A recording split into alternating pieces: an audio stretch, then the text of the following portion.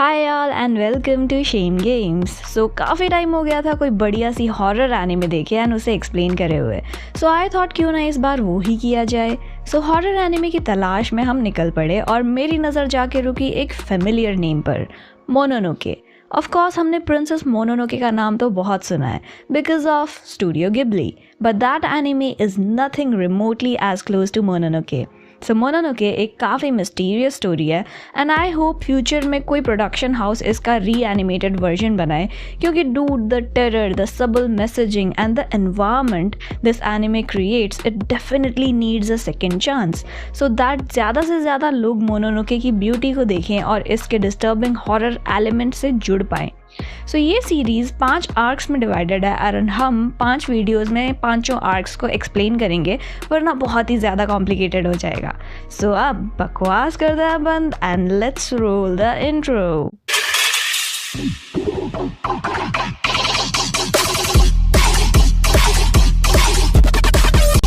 So first arc है ज़ाशी की वाराशी। अब इस कहानी में हमारा मेन कैरेक्टर है एक मेडिसिन सेलर जिसका एज सच कोई नेम नहीं है, उसको थ्रू आउट मेडिसिन सेलर ही बोला गया है बट इन जापानीज। सो उसको हम भी कुसुरियोरी ही बोलेंगे पूरे एक्सप्लेनेशन में।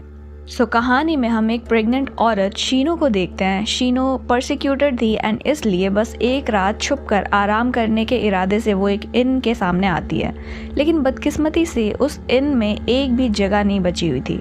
सो जो लास्ट रूम था ना, वो भी कुसुरियोरी ने ही ले लिया था, जो कि मोनोनोके का मेन कैरेक्टर है। लेकिन शीनो को एनी हाउ उस जगह की ज़रूरत थी, सो वो इनके मालकिन के आगे खूब गिड़गिड़ाती है, जिसके बाद इनकी मालकिन जो है, ये बूढ़ी औरत, वो शीनो को ऐसा रूम में ले जाती है जहाँ यूजुअली वो लोगों को यानी कि गेस्ट को नहीं रखती थी एंड ये रूम किंडा अबेंडेंड था। एंड इन लोगों के रिएक्शन, मतलब इस बूढ़ी औरत और इसके सर्वेंट के रिएक्शन से ऐसा लग रहा था जैसे कि वो बहुत ही वियर्ड सी चीज़ कर रहे हैं, जो कि बहुत नॉर्मल नहीं है उनके लिए करना। सो जब शीनो कमरे की तरफ जा रही होती है तो सीढ़ियों पर उसको कई सारी डॉल्स दिखाई देती हैं और साथ ही बच्चों की आवाज़ें सुनाई देती हैं। अब ऐसा था कि भाई शीनो प्रेग्नेंट थी और छुपती छुपाती भागते हुए वो एग्जॉस्ट भी हो गई थी। सो ये सब उसके मन का वहम समझ के उसे इग्नोर कर देती है। अब सवाल उठता है कि वाई इज शीनो परसिक्यूटेड। सो शीनो एक बहुत ही पावरफुल और रईस घराने की नौकरानी थी एंड उसके मालिक के साथ में उसके इलीगल अफेयर्स थे। And while she got pregnant, मालिक घबरा जाता है एंड वांटेड कि शीनो अबॉर्ट कर दे, but Shino wanted to keep that child, क्योंकि उसे अपने बच्चे से काफ़ी ज़्यादा लगाव हो गया था। लेकिन उसके मालिक को जब पता चलता है तो वो शीनो के पीछे एक असैसिन को भेज देता है उसे मारने के लिए, क्योंकि ये अनलॉफुल बच्चा उसको आगे प्रॉपर्टी इनहेरिट करने में दिक्कत कर सकता था। सो शीनो अपने मालिक का घर को छोड़ के भाग जाती है, लेकिन असैसिन उसका पीछा नहीं छोड़ता और वो शीनो के पीछे पीछे इन में जा पहुंचता है। लेकिन इससे पहले कि वो शीनो को मार पाए, उसकी ही मिस्टीरियसली डेथ हो जाती है। यहाँ हम जान पाते हैं कि ये सब किया धरा ज़ाशी की वाराशी का है, जो कि इस आर्क का नाम भी है। सो ज़ाशी की वाराशी शीनो को बचाना चाहते थे। अब सवाल उठता है कि what is the history of this in. So assassin के डेथ के बाद कुसुरियोरी सबको एक रूम में बंद कर देता है एंड इन कीपर बुढ़िया से इस इन की सच्चाई उगलने को कहता है, वो सच्चाई जो उसने सबसे छुपा कर रखी थी, उस कमरे का काला सच, जिस वजह से वो यहाँ गेस्ट को रूम नहीं देती थी और सालों से ये रूम बंद पड़ा था।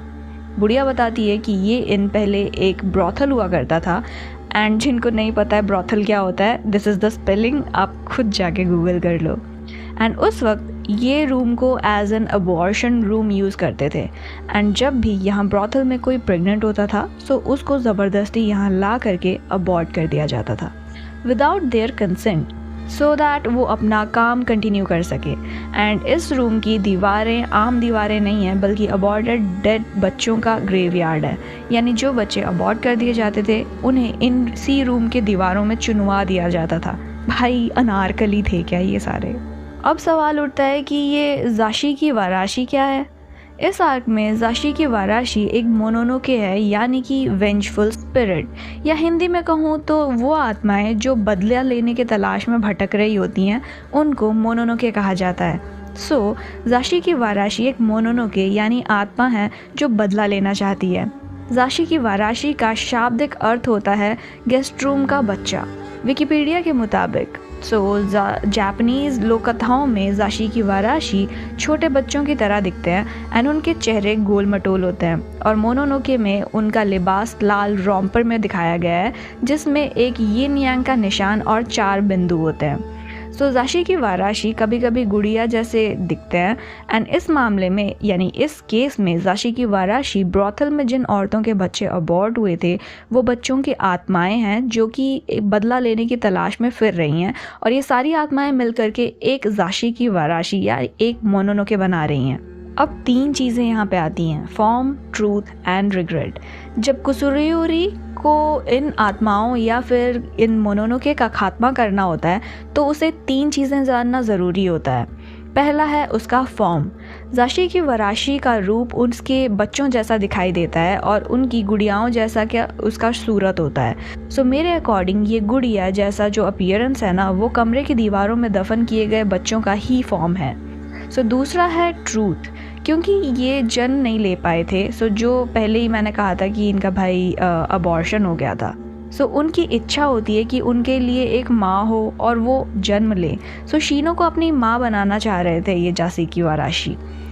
तीसरा है रिग्रेट यानी कि पश्चाताप। इन मोनोनोके को रिग्रेट था कि ये इस धरती पर जन्म नहीं ले पाए एंड जब कुसुरुयोरी को ये पता चलता है कि वो अपनी मतलब ये तीनों चीज़ें जब पता चल जाती हैं कुसुरुयोरी को, तो अब फाइनली आता है एग्जोर्सिज्म का टाइम एंड वो अपनी स्वॉर्ड निकालता है इस मोनोनोके के एग्जोर्सिज्म के लिए।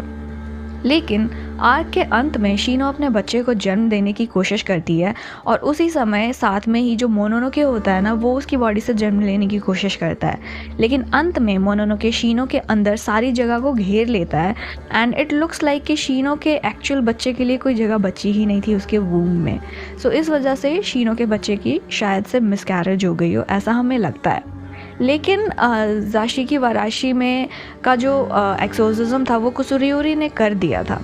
आई गेस अंत में, लेकिन इसके अंत का एक तफसीलिया पहलू ये है कि मोनोनोके का एग्जॉर्सिज्म हो जाने के बाद शीनो अपने पेट को प्यार से सहलाती हुई हमें दिखाई देती है।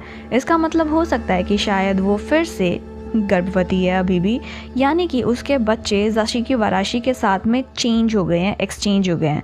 जो हमें दिखाया गया था ना कि जाशी की वाराशी ने सारी जगह घेर ली है एंड उसके बच्चे के लिए कुछ जगह बची ही नहीं है, वैसा ना हो करके इट गेट स्वैप, मतलब जाशी की वाराशी के लिए जगह नहीं बची एंड बच्चा गेट स्वैप। मतलब अंत में जो खात्मा हुआ है वो मोनोनोके का हुआ है, ना कि शीनो के बच्चे का। अब थ्रू आउट द सीरीज़ हमें जगह जगह पर सिंबलिज्म देखने को मिलते हैं। जगह जगह रेड कपड़े देखने को मिलते हैं जो कि मदर एंड चाइल्ड के कनेक्शन को डिपिक्ट करते हैं। अब ये लोग मतलब अम्बिलिकल कोड तो नहीं दिखा सकते थे ना एज इट इज़, सो इन्होंने लाल कपड़ा दिखाने की कोशिश की है। अगर आप ध्यान से देखो तो एक्सोर्सिज्म वाले रूम में बहुत सारे कपड़े शीनो की तरफ आ रहे होते हैं जिनको कुसुरुयोरी काट देता है। दिस माइट सजेस्ट कि ये बच्चे शीनो के साथ जुड़ने की कोशिश कर रहे थे, यानी कि ये अपना अम्बिलिकल कोड शीनो के साथ में जोड़ने की कोशिश कर रहे थे इन कपड़ों के थ्रू। एंड कुसुरुयोरी जो है वो शीनो को बचा रहा था इनको काट के। हम इस रूम में एक प्रेग्नेंट औरत की तस्वीर देख पाते हैं जिसको एपिसोड के एंड में कुसुरुयोरी हाथ लगाता है, सिंबलाइजिंग के फाइनली कुसुरुयोरी ने इनको मोनोनोके के श्राप से मुक्त कर दिया है। अब विद दिस ये वीडियो यहीं पर एंड होती है। अगर आपको वीडियो पसंद आई है तो डू लाइक एंड कमेंट करना तो बिल्कुल मत भूलना। सेकंड आर्क की स्टोरी जानने के लिए सब्सक्राइब करके बेल आइकन ज़रूर दबा देना सो दैट वीडियो आते ही आपको पता चल जाए। विद दिस अब हम मिलेंगे इन माय नेक्स्ट वीडियो, तब तक के लिए बाय बाय।